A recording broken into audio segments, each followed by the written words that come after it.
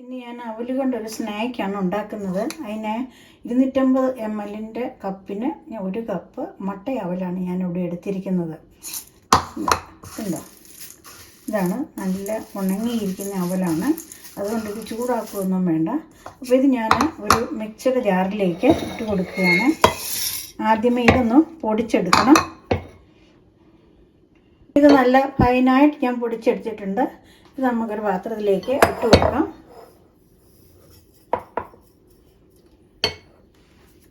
ഇതിലേക്ക് ഞാൻ ചേർക്കുന്നത് മൈദയാണ്. മൈദയും 1 കപ്പാണ് എടുത്തിരിക്കുന്നത്. അതും കൂടെ ഇട്ട് കൊടുക്കാം.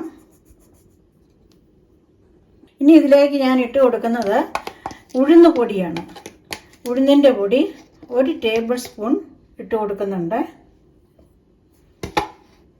ഇനി ഇതിലേക്ക് 1 കപ്പ് തൈരാണ് ഞാൻ ചേർക്കുന്നത്. ഇത് നല്ല കട്ട തൈരാണ്. കൂടെ ചേർക്കാം.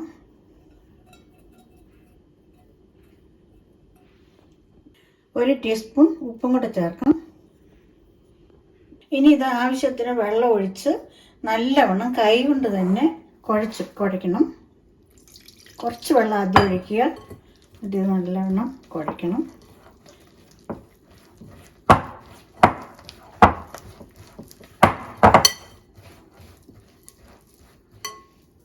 വെള്ളം കൂടിപ്പോകരുത്. കുറേശ്ശെ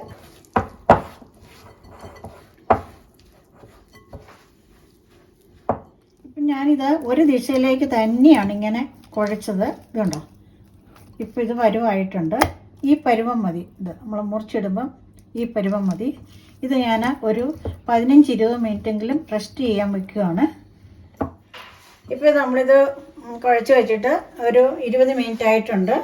ഇനി ഇത് നമുക്കൊന്നുകൂടെ കുഴയ്ക്കാം. കണ്ടോ, നല്ലോണം അടിച്ച് കുഴയ്ക്കണം.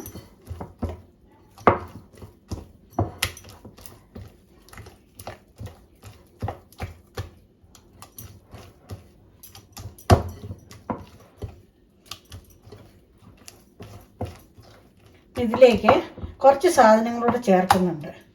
പിന്നെ ഒരു ചെറിയ സവാള നല്ല കുഞ്ഞായിട്ട് അരിഞ്ഞതാണ്, അതോടെ ഇട്ട് കൊടുക്കാം. ഒരു 3 പച്ചമുളക് ചെറുതായിട്ട് അരിഞ്ഞത്, അതോടെ ഇട്ട് കൊടുക്കാം. 1 ടേബിൾ സ്പൂണോളം ഇഞ്ചി അരിഞ്ഞതാണ്, അതോടെ ഇട്ട് കൊടുക്കാം.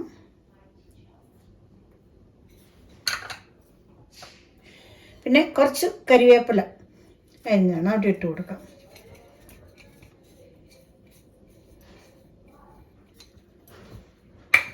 ഇത് നല്ലോണം ഇളക്കാം. നല്ലോണം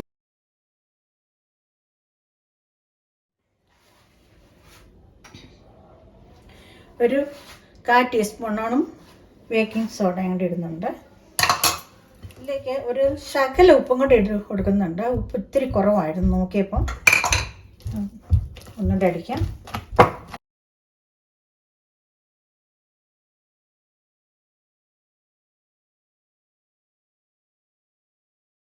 ഇനി ഇത് നമുക്ക് പാത്രത്തിൽ എണ്ണ ചൂടാക്കി ഇട്ടാൽ മാത്രം മതി. ഇപ്പം എണ്ണ നല്ലോണം ചൂടായിട്ടുണ്ട്. നമ്മൾ കൈ നല്ലവണ്ണം ഒന്ന് വെള്ളത്തിൽ മുക്കിയതിന് ശേഷം നമുക്ക് കുറേശ്ശെ ഇട്ട് കൊടുക്കാം.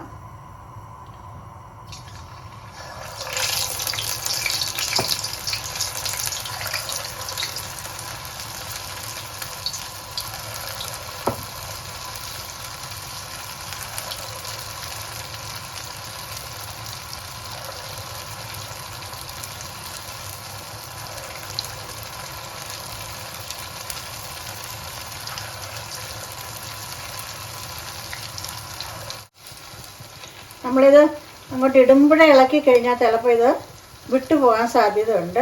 അതുകൊണ്ട് അല്പം താമസിച്ചതിന് ശേഷമേ ഇത് ഇളക്കിയിടാവുള്ളൂ. ഞാനിത് മീഡിയം ഫ്ലെയിമിലാണ് വെച്ചിരിക്കുന്നത്.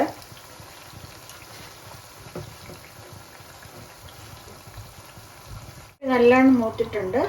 നമുക്ക് എണ്ണയിൽ നിന്ന് കോരിയെടുക്കാം.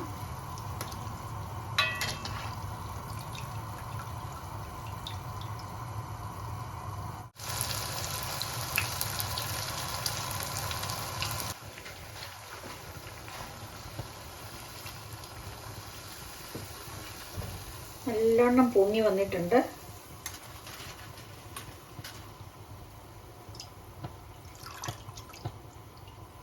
ഇതുപോലെ നമുക്കെല്ലാം ഇതുപോലെ ഇട്ട് എടുക്കാം.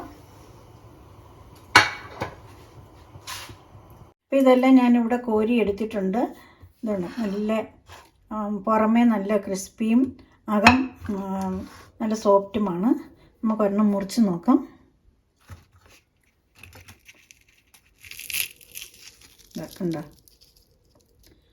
ഇതെങ്ങനെ ഇരിക്കും. അപ്പോൾ ഈ വീഡിയോ നിങ്ങൾക്ക് എല്ലാവർക്കും ഇഷ്ടമായെന്ന് കരുതുന്നു. ഇഷ്ടമായെങ്കിൽ ലൈക്ക് ചെയ്യുകയും ഷെയർ ചെയ്യുകയും സബ്സ്ക്രൈബ് ചെയ്യുകയും ചെയ്യണം. ഇനി ഒരു വീഡിയോയുമായിട്ട് വീണ്ടും കാണാം. ബൈ.